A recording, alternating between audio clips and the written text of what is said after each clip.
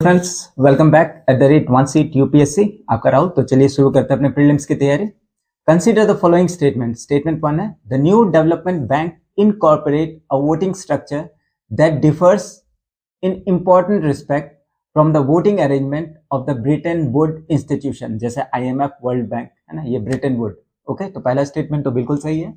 Second है, voting power in the new development bank is distributed strictly proportional to the members GDP. नहीं, ये नहीं है ना, सबको इक्वल वोटिंग राइट्स है। IMF और वर्ल्ड बैंक पे जितना कंट्रीब्यूशन है, जैसे जापान का ज्यादा है, यूएस का ज्यादा है ना। ओके, तो सेकंड स्टेटमेंट बिल्कुल गलत। The founding member combined voting power is maintain at minimum of 55% and no single member possess veto power. हाँ, ये बिल्कुल सही है। स्टेटमेंट 3 भी सही है। तो स्टेटमेंट 2 पक्का रॉन्ग है।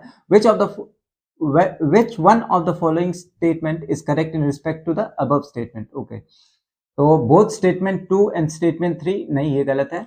both statement, जहां पे 2 आया स्टेटमेंट वो गलत है, राइट। तो only one of the statement 2 और 3 is correct and explains statement 1। हाँ, ये सही है, ऑप्शन सी।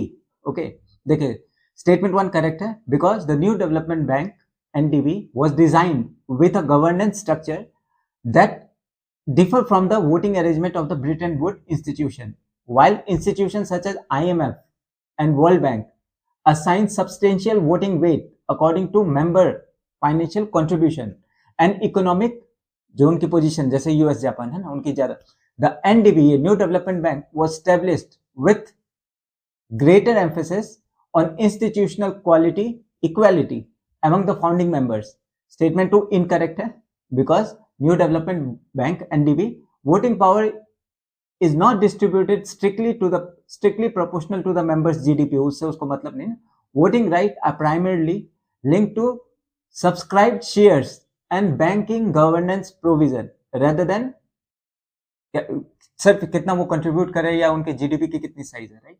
स्टेटमेंट 3 बिल्कुल सही है। The founding member collectively retain a minimum of 55% of the total voting power, ensuring the continuing institutional influence even as a new member। नया BRICS में तो नए मेंबर है ना, वो ज्वाइन करते हैं, उसको अल्टीमेटली फिर एनडीबी में बोला जाता है कि मेक सम कंट्रीब्यूशन। ओके, तो कहीं उनकी वोटिंग पावर ना, तो ये फाउंडिंग मेंबर है वो 55% रिटेन करते हैं।